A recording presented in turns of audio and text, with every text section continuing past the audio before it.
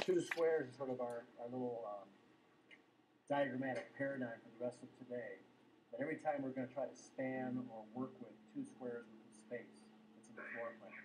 And just These two squares are what we are going to use to explain how we work with space. It doesn't matter what it is going to be used for. it doesn't matter what the function is, whether it's ecclesiastical or secular, or residential, or commercial, or industrial. The idea is we're going to try to span this space, which is 2 bays long by 1 bay wide. It can be applied to many different kinds of architecture. We are basically going to try and span the space by 2 compartments long and 1 compartment wide. So the first couple of images here shown on the left that are taken from the text here, some of those small little thumbnail images, refer to a bearing wall. And the notion of bearing wall is that, and we'll do these in an axonometric projection. There are some small images that I took from our textbook on the left here that are examples of a bearing wall. We'll do these bearing walls in a cylindrical projection. We'll simply go off on a diagonal to the same distance 4 times.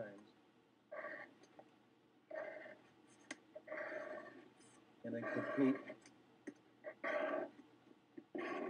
the height of the space.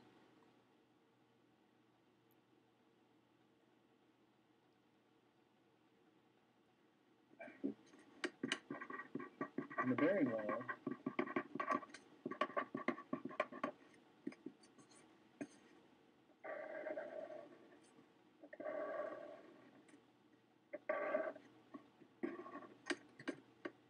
is a massive mural entity. They easily go from the same distance diagonally 4 times. Then it completes the height of the space. A load-bearing wall is a wall that is made of many different parts. Made of component parts. So these bricks, there may be a reinforced concrete base system that actually structures this space. But potentially, if this brick wall over here was actually feet thick, made of solid brick or a type of stone, it could be referred to as a bearing wall supporting. These are the bricks, but the space could also be structured and reinforced by a concrete base. If this brick wall was made with bricks and was many feet thick, it would be referred to as a load-bearing wall. The loads that are carried across it. I suspect in this building in the 1960s that there's a grid work of reinforced concrete columns, and this is just sort of a decorative infill for the wall. So it is a brick wall, but it's probably not a load-bearing wall. But this building is from the 1960s, and the grid work, or the columns, is sort of a decorative fill for the wall. But it is a brick wall, so it is probably not a load-bearing wall. When actually the wall itself is carrying the load of the building, it's referred to as a bearing wall, and that's a real simple type of historically deep type of structural system, where then it allows for elements to be punched out within its thickness to allow for lighting or entry systems into that. A load-bearing wall is historically a deep structure. A load-bearing wall carries the whole load of the building. It also allows for elements to be punched out within the wall. That can make it so lighting can enter. So an extraordinary example of this is in downtown Chicago, in the second image here, where at one point, for a very fragile time in history, it was the world's tallest structure at 17. One amazing example of this is in downtown Chicago. Here it is on the second image. This was a very special time in history where it was the world's tallest structure. It had 17 stories. 17 stories, and it was all bearing walls. It's called the Monadnock Tower down on Dearborn in the south part of the Loop. All of the walls were bearing walls. The name of the building is the Monadnock Tower, and it's on Dearborn Street in the south part of downtown. And because of its intense weight, if you were to build, let's say, for instance, a typical wall section out of brick, maybe 14 inches thick, and you were to rise from the street level up 17 stories, the weight of the brick would be so sensational at the top that it'd be too much capability of faltering or buckling. Because the weight is so extreme, if you were to build a basic wall that was 14 inches thick and you were going to rise from the street level all the way up 17 stories, the weight of the brick would be so intense at the top that the structure would buckle under that load. On that load.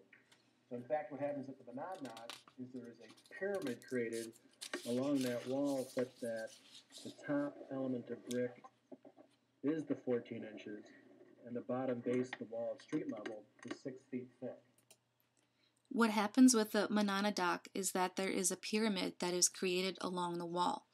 The top of the brick is 14 inches, and the bottom of that was at the street level was 6 feet thick. So a very elegant pyramidal effect of masonry was created to be the major outside walls of the box of the Monadnock. And the presence of that is still felt today because obviously the structure hasn't changed since the 1880s. A very elegant looking structure was made of this brick in order to be the major walls for the building. It is still felt today, but there have been a lot of changes made since the 1880s. Built, so when you walk into the Monadnock from the street, you pass by 6 feet of brick. It's like you walk into a cave to get to the first floor retail. So when you walk into the Monadnock from the street, you pass by 6 feet of brick, just like if you were walking into a cave.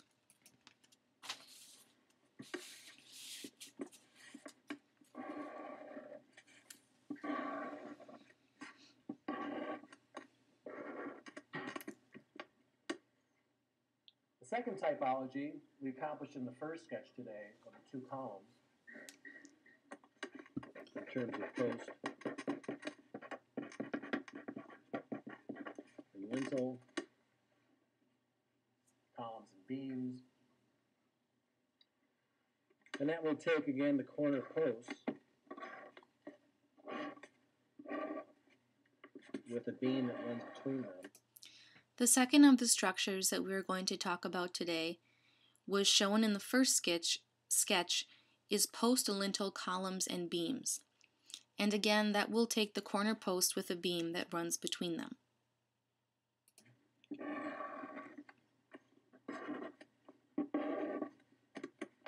So again, to achieve the same height as our bearing wall space did. So the goal here is to keep the size of the space the same. This will help us achieve the same height as our bearing walls space did. The goal here is to keep the size of the space the same. But to convert the different types of structural entities that house that space. But in the classical tradition, if this was a stone structure, you should be able to see that in terms of what we drew initially in your first sketch and how close those columns were together, that was due to the fact that stone can't span. But we want to change the different part of the structure that are in the space. If this was a classical and historical, and it was made out of stone, you would see that in the first sketch how close the columns are next to each other. The reason that they are that way is because stone cannot expand. And we'll get to that in the second half, the physics half, the properties of materials. Stone can't span a great distance. We'll cover that part later when we talk about certain parts of the materials and how they have to do with physics. Stone cannot cover a great distance. So in order to make this first span work, they would have had to go ahead and put secondary columnar elements in there to create that span. And that would run all along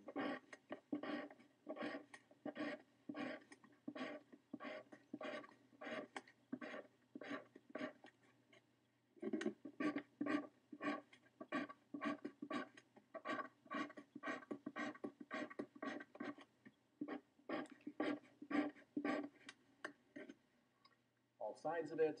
And to complete the temple type here, it's in tablet wood raised above it.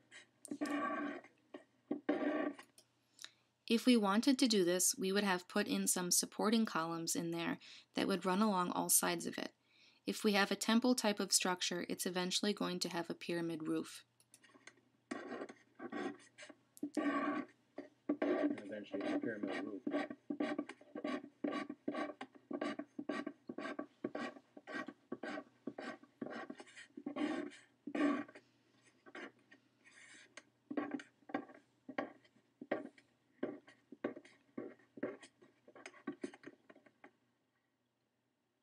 Now, because of they need to have that usable space on the inside, and they couldn't crowd the entire inside space with columns, they want to have the liberty of had that full 1 square width of our module. They had to span that space, not with stone, with more tensile capable material, the wooden rafters. Because they wanted to take advantage of the space inside the building, they didn't want to crowd it with a lot of columns. They expand that space with stone because if they used wood, it might not be able to support the weight of the structure. And so typically today when you see the ruins of a temple, the stone is left and the rafters are long gone. It's much more temporary.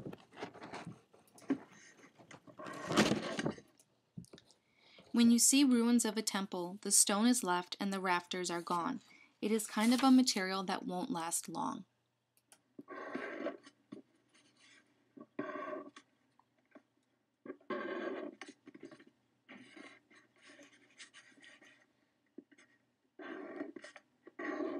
So before we do our third realm of structure, we'll go back to a two-dimensional diagram and we'll repeat that from an earlier lecture very quickly. But we'll still use the 2 squares. Before we move on, we're going to repeat something from lecture very quickly, but we will still keep using those 2 squares.